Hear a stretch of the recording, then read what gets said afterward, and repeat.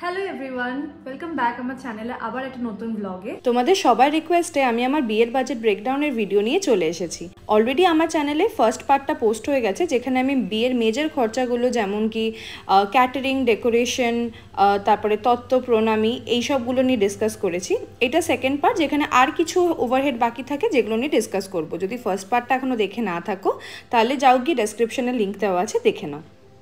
এবার নেক্সট খরচ সেটা হচ্ছে মেকআপ আর্টিস্টের খরচ। এবার মেকআপ আর্টিস্টের খরচটাও কিন্তু ভ্যারি করতে পারে, যে তোমরা মানে কার থেকে করাচ্ছ, কত টাকা তার বাজেট, বা কি ধরনের মেকআপ করাচ্ছ। কারণ মেকআপ হচ্ছে নর্মাল মেকআপ হয়, এইচডি মেকআপ হয়, আলট্রা এইচডি মেকআপ হয়, এয়ার ব্রাশ হয়। তো এবার কি ধরনের প্যাকেজ তোমরা নিচ্ছ তার উপরে মেকআপের প্রাইসটা ভ্যারি করে। আমার আলট্রা এইচডি মেকআপ ছিল, আর আমি করিয়েছিলাম দেবিকা বোস বলে একজনের থেকে। তোমরা ফেসবুকে তোমরা দেখে নিতে পারো তার প্রোফাইল। আমি তার কাছে আমার এঙ্গেজমেন্টও করিয়েছিলাম। আর আমার একটু যেহেতু সেন্সিটিভ স্কিন না, তো সেই ক্ষেত্রে হচ্ছে আমার না মানে খুব সব প্রোডাক্ট স্যুট করে না। আর যেহেতু আমি অলরেডি একবার তার কাছ থেকে আমার এঙ্গেজমেন্টের সময় সেজেছিলাম, আর প্রচন্ড কমপ্লিমেন্ট পেয়েছিলাম প্রচুর লোকের থেকে, তো সেই জন্য আমি আর রিস্ক নিইনি। আমি তার কাজে স্যাটিসফাইড ছিলাম, আমি তাকেই আমার বিয়েতে বুক করেছিলাম। বিয়ে আর বৌভাত দুটোতেই আমি তার থেকেই কাজ করিয়েছিলাম। তো সেই কারণে আমার দুই দিক মিলিয়ে 30,000-এ হয়ে গেছিল। এটা কিন্তু অ্যাগেন সেইং, এটা কিন্তু আমার 1.5 বছর আগের প্রাইস। তো প্লিজ তোমরা যদি তার সাথে কন্ট্যাক্ট করো, এই কোটেশনস গুলো দিয়ে করবে না, বিকজ এখন কিন্তু হয়তো এই প্রাইসে তোমরা পাবে না। হয়তো এখন চার্জেস বেড়ে গেছে, হয়তো কি ডেফিনেটলি বেড়ে গেছে, বাট যাই হোক, এনিওয়েজ একটা এস্টিমেট তোমাদের দিলাম। অ্যারাউন্ড 30,000 আমার পড়েছিল দুই দিকের মেকআপ করতে। তো যদি শুধু আমার অবভিয়াসলি ছেলের দিকের থেকে যে মেকআপটা হয়েছিল সেটা সূর্যা বিয়ার করেছিল, বাট আমার দিকে যেটা হয়েছিল 15,000 টাকা আমার পড়েছিল। বাকি তোমরা যদি এবার প্যাকেজটার মধ্যে তোমাদের গায়ে হলুদ, বৃদ্ধি, অন্যান্য অনুষ্ঠানেরও নাও, সেটা অবভিয়াসলি বাড়বে। আমি এগুলো সবকিছুতে আমি যেহেতু কম বেশি ভালো মেকআপ করতে পারি নিজেরটা নিজে, তো সেই কারণে এই সব অনুষ্ঠানগুলোতে আমি নিজেই রেডি হয়েছিলাম। এগুলোর জন্য আমি আর মেকআপ আর্টিস্ট কোনো বুক করিনি। আমার শুধু মেকআপ আর্টিস্ট বুক হয়েছিল রিসেপশনের দিনের মেকআপের জন্য, আর মানে রিসেপশনের মেকআপের জন্য আর বিয়ের মেকআপের জন্য, দ্যাটস ইট। তো মেকআপ আর্টিস্টের খরচাটাও কম বেশি এরকমই ভ্যারি করতে পারে। সেটা তোমরা কত টাকা ইনভেস্ট করতে চাইছো, কত টাকা তোমরা খরচ করতে চাইছো। অনেকে খুব ভালো মেকআপ পারে, তারা যদি নিজে করে নিতে চায় তো সেটাও করতে পারো, সেটা তো অনেক টাকা সেভ হবে। এটা তোমাদের চয়েস। তো তোমরা কত টাকা স্পেন্ড করতে চাও, কার থেকে করাচ্ছ, সেটার উপরে ডিপেন্ড করছে তোমাদের এটাতে কত খরচা হবে। আরেকটা খরচ হচ্ছে ক্যামেরাম্যান বা ফটোগ্রাফার। তো এইটাও হচ্ছে আবারও বলি যে কি, এটা হচ্ছে তোমরা কার থেকে করাচ্ছ, মানে কোন ফটোগ্রাফার থেকে করাচ্ছ বা কোন ক্যামেরাম্যান থেকে করাচ্ছ বা কোন পেজের থেকে করাচ্ছ, তার উপরে ভ্যারি করবে প্রাইসটা। আমি করেছিলাম ফ্রেম অফ সেরেমনি থেকে। এদের থেকে আমি কাজটা প্রথমবার করিয়েছিলাম, কিন্তু এদের মানে পেজটা আমি ফলো করেছিলাম। আমার একজন পরিচিত একজনের বিয়েতে এরা কাজ করেছিল, যার বিয়েতে আমার ভীষণ ভালো লেগেছিল এদের কাজ, তাদের থেকে আমি কাজ করিয়েছিলাম। তো আমার প্যাকেজের মধ্যে এবার এর মধ্যে না অনেক প্যাকেজ হয়, যে তোমরা কোন কোন অনুষ্ঠানের জন্য ওদেরকে বুক করছো তার উপরে তোমাদের প্যাকেজের প্রাইসগুলো কিন্তু ভ্যারি করবে। আমার প্যাকেজটার মধ্যে ছিল হচ্ছে প্রি ওয়েডিং, আর বিয়ের আগের দিন থেকে মানে সেই গায়ে মানে সঙ্গীত বলো বা মেহেন্দি বলো, যে যেরকম করে করতে চায়, সেই আগের দিন থেকে বিয়ের রিসেপশনের দিন অবধি পুরো যা যা অনুষ্ঠান হবে সবকিছু ওরা কভার করেছিল দুই বাড়িতে। এবার দুই দিকের মিলে আমার খরচ পড়েছিল অ্যারাউন্ড 75,000। এটা ডিসকাউন্টেড প্রাইসে আমি পেয়েছিলাম, বিকজ আমি আবার বললাম আমার পরিচিত একজনের থেকে আমি কন্ট্যাক্ট পেয়েছিলাম। সেই কারণে চশমাটা খুলে নিলাম, কারণ এবার আমার আর ডায়েরি দেখে বলার মতো কিছু নেই, মোটামুটি সবকিছুই কভার হয়ে গেছে। তো বেসিক্যালি যেটা তোমাদেরকে বললাম, যে ক্যামেরাম্যানের খরচা বা ফটোগ্রাফারের খরচাটা আমার অ্যারাউন্ড পড়েছিল 75,000। এটা দুই দিক মিলিয়ে আমি বলছি। তো শুধু যদি আমার দিকটা দেখতে যাই, শুধু আমার দিকটা অ্যারাউন্ড 35,000 মতো খরচ পড়েছিল।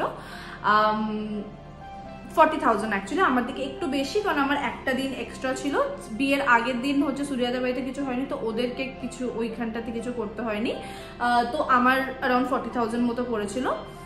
কিন্তু তোমাদেরকে আবারও বলছি, এই প্রাইসেস গুলো কিন্তু 1.5 বছর আগে অনুযায়ী, তো এখন এস্টিমেটস গুলো কিন্তু অনেকটাই ডিফারেন্ট হবে। তো প্লিজ তোমরা যদি এদের সাথে কন্ট্যাক্ট করো বা এদের থেকে কাজ করানোর ইচ্ছা থাকে, তাহলে কিন্তু অবশ্যই এই প্রাইসগুলোর সাথে কোট করবে না প্লিজ, কারণ এই প্রাইসগুলো কিন্তু হয়তো এখন আর অ্যাভেলেবেল নেই। এই প্রাইসগুলো কিন্তু ডেফিনেটলি এখন বেড়ে গেছে।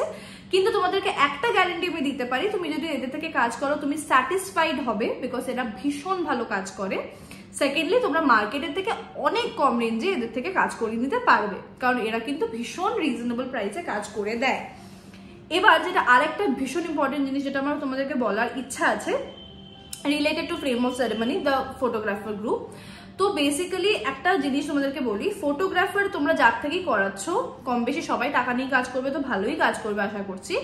কিন্তু এদের ক্ষেত্রে কি হয়, এরা না একদম ফ্যামিলির মতো, মানে লিটারালি আমি এদের সাথে একবার কাজ করেছি, তো মানে তারপর থেকে আমার যাই অনুষ্ঠান, আমার স্বাদ হলো রিসেন্টলি, আমার স্বাদের অনুষ্ঠানে, তারপরে রিসেন্টলি আমি মেটার্নিটি শুট করবো, আমি কিন্তু সবকিছুই এদের থেকেই করবো। মানে এরপরে অন্নপ্রাশন যদি করি, কোনোদিন অ্যানিভার্সারি করি, মানে লিটারালি এদের থেকে আমি সবকিছু করবো। কেন? কারণ এদের ব্যবহারটা এতই ভালো, মানে তোমাদেরকে আমি বলে বোঝাতে পারবো না। তোমরা যদি এদের সাথে একবার কাজ করো তাহলেই তোমরা বুঝে যাবে এদের ব্যবহারটা ঠিক কতটা ভালো। সবাই তোমাদেরকে এত কোঅপারেট করবে তোমাদের সাথে, কারণ হচ্ছে একটা ফটোগ্রাফার, কারণ তোমাদের বিয়ের মেমোরি এরা ক্যাপচার করছে। বিয়ের দিন সবাই একটু খিটখিটে থাকে, ঠিক আছে, তো কেউ বলে এটা না, কেউ বলে ওটা না করে, কিন্তু এরা এত ভালো করে কোঅপারেট করে তোমাদের সব মানে কাজটাকে নামিয়ে দেবে যে তোমরা কিন্তু স্যাটিসফাইড হতে বাধ্য। অ্যাট দ্য প্রাইস যেটাতে তোমরা এদেরকে বুক করতে পারবে, তোমরা কিন্তু স্যাটিসফাইড হতে বাধ্য। তোমরা এদের কাজ যদি দেখতে চাও তাহলে সেই ক্ষেত্রে তোমরা আমার প্রি ওয়েডিং এর ভিডিও দেখতে পারো, আমার চ্যানেলে আছে। ওটা দেখলে তোমরা একটা আইডিয়া পেয়ে যাবে যে এদের কেমন কাজ বা কি ধরনের সার্ভিসেস এরা দিতে পারবে, বা তুমি কি এক্সপেক্ট করতে পারো ওদের থেকে, ঠিক আছে। ফ্রেম অফ সেরেমনিরও কন্ট্যাক্ট নাম্বার আমি ডেসক্রিপশনে দিয়ে দেবো, তোমরা ওখান থেকে ওদের চাইলে কন্ট্যাক্ট করে নিতে পারো। এবার লাস্টলি যেটা হচ্ছে খরচ, সেটা হচ্ছে কনের খরচ। কনের কি কি ধরনের খরচ? বিয়ের বেনারসি থেকে হয়ে গেল, বিয়ের অন্যান্য অনুষ্ঠানে শাড়ি যেগুলো পরবে বা লেহেঙ্গা পরলো বা যে যেটা পরতে ইন্টারেস্টেড সেই ধরনের জিনিসপত্রগুলো খরচা। তারপরে হচ্ছে জুতো, মেকআপ একটা ভীষণ বড় রোল প্লে করে। মেকআপের জিনিস, স্কিন কেয়ারের জিনিস, নেল এক্সটেনশন করালে তুমি, মেহেন্দি পরলে তুমি, হেয়ার স্পা করালে, পেডিকিওর ম্যানিকিওর করালে, আরো যাবতীয় যা যা খরচা হতে পারে, এগুলো দেখো ব্যক্তিগত খরচা। এইগুলোর কোনো এস্টিমেট দেওয়াটা পসিবল না, বিকজ টু বি অনেস্ট আমি আজ পর্যন্ত কোনোদিনও ফেশিয়াল করাইনি। আমি আমার বিয়ের আগেও কোনো রকমের স্কিন ট্রিটমেন্ট নিইনি, না আমি কোনো হেয়ার ট্রিটমেন্ট নিয়েছিলাম, তো সেই জন্য এইগুলোতে আমার কোনো খরচা হয়নি। পেডিকিওর ম্যানিকিওর আমি করিয়েছিলাম বিয়ের সময়, পেডিকিওর ম্যানিকিওরটা করিয়েছিলাম, ওটা আমার ফার্স্ট টাইম ছিল লাইফে। নেল এক্সটেনশন করিয়েছিলাম বিয়ের সময়, ফার্স্ট টাইম ছিল লাইফে। বাস এইগুলো আমার টুকটাক খরচা ছিল। টু বি অনেস্ট আমার এইসব ধরনের খরচা বেশি একটা হয়নি। বিয়ের বেনারসিটা আমি কিনেছিলাম হচ্ছে প্রিয়গোপাল বিষয় থেকে। বিয়ের বেনারসিটা আমার প্রিয়গোপাল বিষয় থেকে কিনেছিলাম, ওটা 3800 টাকা পড়েছিল, অনেকটাই সস্তায় আমার হয়ে গেছিল বিয়ের বেনারসিটা। কিন্তু ভীষণ সুন্দর বেনারসিটা, আমি ওটা আমার বিয়ের পরে ওটাকে আমি 3বার পরে ফেলেছি, কারণ হচ্ছে আমার বেনারসিটা এত সুন্দর লাগে, আলাদা আলাদা স্টাইল করে আলাদা আলাদা ব্লাউজের সাথে আমি 3বার পরে ফেলেছি এটাকে বিয়ের পরেও। এছাড়া আমার বিয়ের অন্যান্য অনুষ্ঠানের জন্য আমি যা যা শাড়ি কিনেছিলাম সেগুলো হচ্ছে আমার দিদির এক বন্ধু হচ্ছে শাড়ির ব্যবসা করে, মানে সে বলতে পারো ও ডাইরেক্ট মানে যারা বানায় শাড়ি বনে তাদের থেকে নেয়, তারপরে হচ্ছে বড় বাজার বিক্রি করে। তার মানে ও হচ্ছে মানে বেসিক্যালি বলতে পারো ও হচ্ছে ডিস্ট্রিবিউটার। তো ওর থেকে আমি কিনেছিলাম, তো আমি অনেক সস্তায় বিয়ের মোটামুটি সব শাড়ি পেয়ে গেছিলাম, তো সেইগুলো হয়ে গেল। বিয়ের আমি সঙ্গীতের জন্য একটা শারারা সেট বানিয়েছিলাম, তো সেটাতে আমি কাপড় কিনে বানিয়েছিলাম, তো সেটার জন্য আমার খুব একটা খরচা পড়েনি, ওটাতে অ্যারাউন্ড 1500 টাকা মতোতে হয়ে গেছিল আমার। তারপরে বিয়ের ব্লাউজটা তো আমি কাস্টমাইজ করেছিলাম, যেমন কি বললাম, ওটাতে আমি হচ্ছে হ্যান্ড এমব্রয়ডারি করিয়েছিলাম হাতায় আর গলায় আর পিঠে আর হচ্ছে লাটকানে, তো সেই জন্য ওটাতে আমার একটু খরচা হয়েছিল। তো বিয়ের ব্লাউজটাতে আমার 3500 টাকা পড়েছিল। তোমরা হ্যাঁ হয়তো হাসতে পারো ভেবে যে বিয়ের শাড়িটা 3800-তে, কিন্তু বিয়ের ব্লাউজটা 3500 টাকায়। হ্যাঁ, কারণ আমার খুব ইচ্ছা ছিল হ্যান্ড এমব্রয়ডারি করা একটা ব্লাউজ পরার আর সুন্দর করে ব্লাউজটা কাস্টমাইজ করানোর, তো সেই কারণে ওটাতে আমার খরচা হয়েছিল এক্সট্রা। ওটা তোমরা অ্যাভয়েড করতে পারো অবভিয়াসলি। তো কিনেছিলাম আরো এদিক ওদিক করে অনেকগুলো অনুষ্ঠানের জন্য, কিছু জুয়েলারি কিনেছিলাম বিয়ের অন্যান্য অনুষ্ঠানে পরার জন্য। তো এই সব কিছু ধরে অ্যারাউন্ড এক্সাক্ট প্রাইস আমার বলতে পারবো না, আমার এখন যেটু টুকটুক করে এদিক ওদিক করে কিনেছিলাম, কিন্তু এই প্রাইসগুলো কিন্তু ভ্যারি করে তোমাদের কিসে কিসে তোমাদের খরচা করার ইচ্ছা তার উপরে, ঠিক আছে। তোমরা কত টাকা খরচা করতে চাও বিয়ের বেনারসির উপর। দেখো আমি 3800-তে কিনেছি বলে আমি একদমই বলছি না যে অন্য কেউ 3800-তে কিনবে, কেউ হয়তো আরো কমে কিনবে, কেউ হয়তো আরো অনেক বেশিতে কিনবে, কেউ হয়তো 15-20 হাজার টাকাও খরচা করবে বিয়ের বেনারসিতে, আরো বেশিও করতে পারে। বাট আমার মনে হয়নি যে অত টাকা খরচা করা বিয়ের বেনারসির দরকার, কারণ at the end of the day সুন্দর করে সাজার পরে দেখতে ভালোই লাগবে। আর আমার একটা লাইট ওয়েটের সুন্দর দেখতে বেনারসি দরকার ছিল, যেটা আমি এক্স্যাক্ট আমার মনের মতো পেয়ে গেছিলাম প্রিয় গোপাল বিশ্বজিতে। একটা লো রেঞ্জ, এরকম না আমি হাই রেঞ্জে দেখিনি, আমার কিন্তু বাজেট অনেকটাই হাই ছিল, বাট আমার এটা পছন্দ হয়ে যাওয়াতে আমি কমে কিনেছিলাম যে ঠিক আছে টাকা এখানে বাঁচছে, আমি অন্য কোনো জায়গায় লাগাবো। তো যাই হোক, এটা হচ্ছে আমার মানে পয়েন্ট অফ ভিউ ছিল, তোমাদের আলাদা হতেই পারে, তোমরা ভাবতেই পারো এটা আমার ডে, তো সেই ক্ষেত্রে আমি যত ইচ্ছা খরচ করব। তো আপ টু ইউ তোমরা সেভ করতে চাইলে সেভও করতে পারো। বাট হ্যাঁ, অবভিয়াসলি একটা কথা আমি বলবো, এটা অবভিয়াসলি আমি না বললেও তোমরা হয়তো করবে, যে তোমরা কিন্তু অনেকগুলো দোকান ঘুরে তারপরে একটু এক্সপ্লোর করে তারপরেই বেস্টটা কিনো। কারণ বিয়ের বেনারসি বা যে কোনো ধরনের মানে শাড়ি টাড়ি এমনই জিনিস না, তুমি এক দোকানে দেখলে তারপরে অন্য দোকানে হয়তো প্রণামী শাড়ি কিনতে গেলে আর ওখানে তুমি আরেকটা দেখলে, বাস তখন তোমার মনে হবে আমি এটা কিনে ফেললাম, কিন্তু আমার তো এটা কিনলে ভালো হতো। আর তখন আবার আরেকটা কিনে টাকা নষ্ট করার থেকে তুমি অনেকগুলো দোকানে দেখে নাও আর তারপরে ফাইনাল করে একটা কেনো।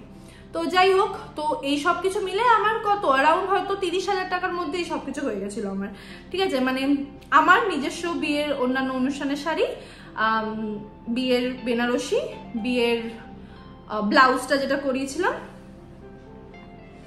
কসমেটিক্স, অ্যাডিশনাল জুতো ফুতো ওইসব জিনিসপত্র, যা চুড়িদার ফুড়িদার যা যা অন্য সব জিনিসপত্র বানিয়েছিলাম, এই সব কিছু মিলে আমার অ্যারাউন্ড 30,000 টাকা এক্সট্রা পড়েছিল। হাঁপিয়ে গেলাম বলতে বলতে। তো বাস এগুলোই সব মোটামুটি কম বেশি খরচা ছিল আমার বিয়ের রিলেটেড সবকিছু। যদি কিছু মিস করে গিয়ে থাকি তাহলে তোমরা আমাকে কমেন্টে বলো, আমি অন্য একটা ভিডিওতে তাহলে কভার করে দেবো। কিন্তু আমার যতটুকু মনে হচ্ছে আমি সবকিছু কভার করে দিয়েছি অলরেডি এই ভিডিওটার মধ্যে। তো এইগুলো হচ্ছে প্রপার ব্রেকডাউন। তো বাস আশা করছি এই ভিডিওটা যথেষ্ট ইনফরমেটিভ তোমাদের জন্য। যত কমেন্ট তোমরা সবাই করেছিলে আমার বিয়ে রিলেটেড সবকটা ভিডিওতে, সে সবকিছু তোমাদের সাথে শেয়ার করে দিলাম।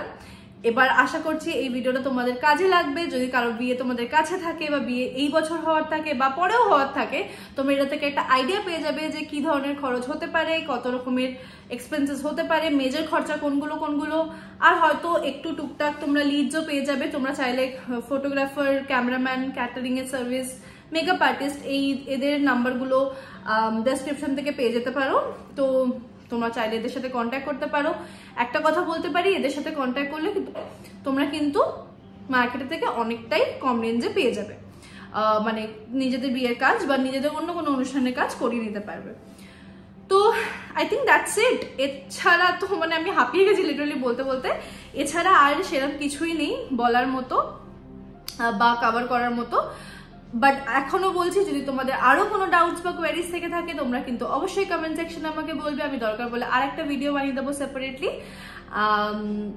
তো দ্যাটস ইট। আই থিঙ্ক তোমাদের জন্য এই ভিডিওটা কাজে লাগবে। আর তোমাদের যদি সামনে বিয়ে থাকে তো সেই ক্ষেত্রে এই ভিডিওটা থেকে তোমরা কিছু হেল্প পেয়ে গেলেও যেতে পারো। বা যদি তোমাদের কোনো বন্ধু বান্ধব বা ফ্যামিলি রিলেটিভ কারো যদি সামনে বিয়ে থাকে, তোমরা তাদের সাথে এই ভিডিওটা শেয়ার করে দিতে পারো।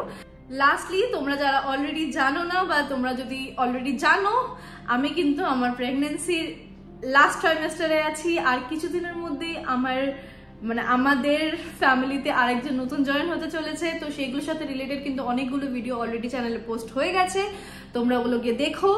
আর তোমাদের ব্লেসিংস দিও যাতে আমাদের বেবি যেন হেলদি অ্যান্ড ওয়েলদি অ্যান্ড ভীষণ ভালোভাবে এই পৃথিবীতে চলে আসতে পারে। আর দ্যাটস ইট। যদি চ্যানেলটাকে এখনো সাবস্ক্রাইব না করে থাকো তাহলে প্লিজ করে দাও। ভিডিওটা ভালো লেগে থাকলে লাইক, শেয়ার অ্যান্ড সাবস্ক্রাইব। দেখা হচ্ছে পরের ভিডিওতে। টাটা।